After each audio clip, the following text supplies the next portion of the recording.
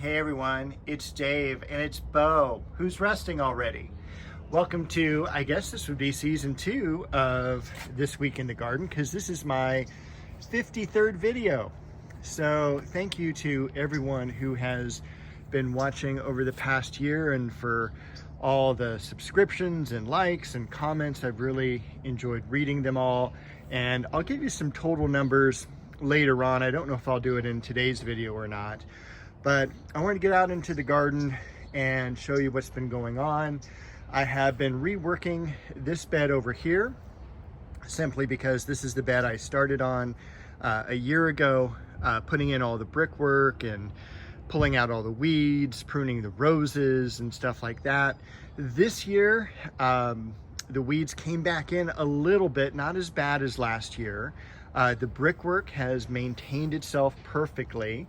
And I have also gone through and now I'm doing some adding and some pruning and all sorts of really cool additions to this particular flower bed. It's going to take me a couple weeks to get through it, and hopefully it'll be absolutely superb by the time I'm done. So the cool things are, you can see the foxglove against the back fence, or the garage here, and that is second year, so I'm expecting some really nice blooms off of those. This is a new planting, kind of that silverish gray, that is Teucrium. I cut back all the false heather. This is a false heather with a white flower, and if I can remember in this video, I'll pop in how I pruned them right here. So here's our false heather in white, and it's going to get pruned for the winter time. Now, keep in mind your zone may vary, your winter temperatures may vary. So if we get a good hard frost, they should be protected. But here in Southern California, we don't normally get that cold. And by the time we do get cold enough, the new growth has already started on this plant. So what I would normally do is just very simply take this plant like this and give it a haircut right across the top, just like that. And I let it go and clean out the center of it. And that is all the pruning I'm gonna do on that. That way it'll keep the plant from getting woody, and it'll always keep the plant more compact. And then other things I added were a dwarf thyme. And you can see that one probably a little bit better, just a little plug. And then back here is a plant called Pratia, which is going to give me also kind of like a bloom similar to Isotoma or Blue Star Creeper, but a much more blue rather than whitish flower. I also plugged in one of the dwarf conifers. I moved this red rose, which was over here, into this space where Color Magic was. My goal as well is to add a few videos throughout the year where I kind of diagram these beds, tell you what's in them, and also give you a video of my roses with their particular blooms as well. Arabian Jasmine, and the one back there did the best out of the 3 that I planted, but they all survived from last year. One of the goals also for my garden is to plant plants that I like and I want to be around, rather than something that is necessarily commercially available. You know, like one of the highlights of my garden is this really beautiful gumdrop bay laurel. Another thing that I really am liking are the Japanese maples. So I did get a Japanese maple. This is called Red Dragon. It's obviously a red leaf, but it is very serrated as well. So I'm excited for that to leaf out. A few more liriopes here. You can see I planted one back over here. And then a few plants that I was trying out to think about where to put them. This rose bush is coming out. It'll probably go in the front yard. And then I'm gonna put the Color Magic rose back here, and there's a front yard rose I'm gonna move back in the back. And so that'll hopefully change and correct all my height issues, at least in this one bed. So I'm excited to see what that brings. Other things going on, leaf drop. Hopefully we'll be pruning the cherry tree back really soon. Look at how tall these Lynn Anderson roses got. Those are about 5.5 feet. The Lenotus, that needs to be pruned back. That's the orange flower there.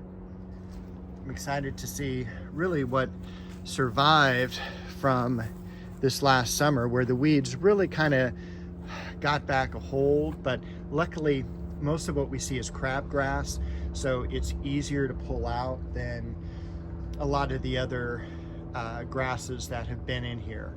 So there is a lot of work to do. This is gold medal back here, and that is a very exciting crabapple, one of my favorite plantings of the year. This year, major accomplishments I had, oh, and this is Rio Samba. That is Perfect Moment. And that is Chicago Peace. Some really great moments from this year is I took out the unfortunately dying apple tree that was here. Had been around since 1992 is when it was planted, so it was 30 years old, and about a third of it had contracted fire blight. It was starting to really start to affect the other plant, the other parts of the plant as well. So it just came out and replaced with that crabapple. This is Margaret Merrill. What a beautiful white rose. This is also a floribunda, so it will tend to flower in not really huge clusters like iceberg, but you will get, as you can kind of see that bud behind, you'll get a couple flower buds. Usually no more than 3 though, in a grouping. And this is Judy Garland. So we are getting a really nice fall bloom, almost a winter bloom, because today is December the 4th. I want to do these videos a little bit earlier in the week, but man, last week was tough. This is the end of the school year. Bo had a health problem. She's recovered nicely though, so I'm really happy. So we're just moving along. Look at that beautiful bacopa. Makes a really nice ground cover. Also the fern leaf hinoki cypress. Also took out the big liquid amber over here. Thank you, Edison, for doing that for me. And replaced this with Chiananthus. So I'm excited to see the first year growth and bloom on that. I planted that last May. So it at least got rooted and it survived the summer. So that is terrific. Over here, and we'll start pruning on this week, is the Japanese maple here called Bloodgood. I got an Alstroemeria. Not quite sure if that's going to be tucked in there or not. Silver Dragon Liriope over here as well. Look at how much that has spread over here as well. Beautiful Clivia. Variegated Pittosporum, Disogothica or False Aurelia, and that is Jatropha back there. I still need to do something with this over here. I would love to do a shade structure and little patio area.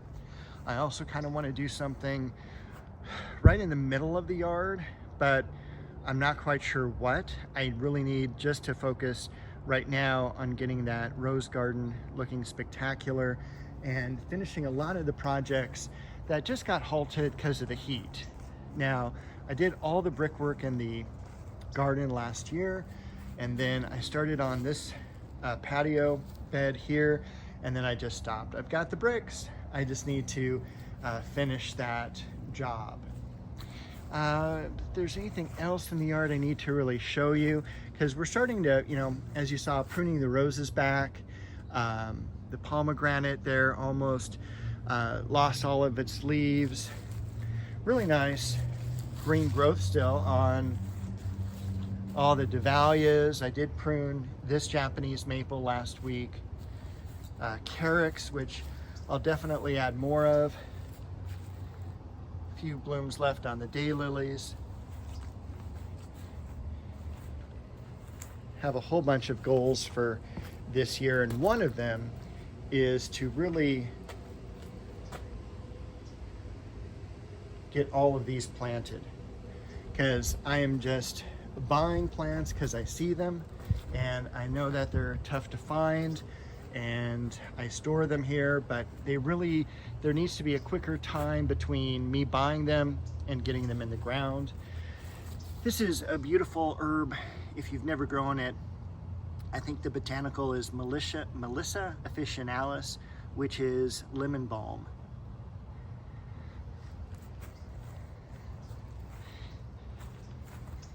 I'm also excited to prune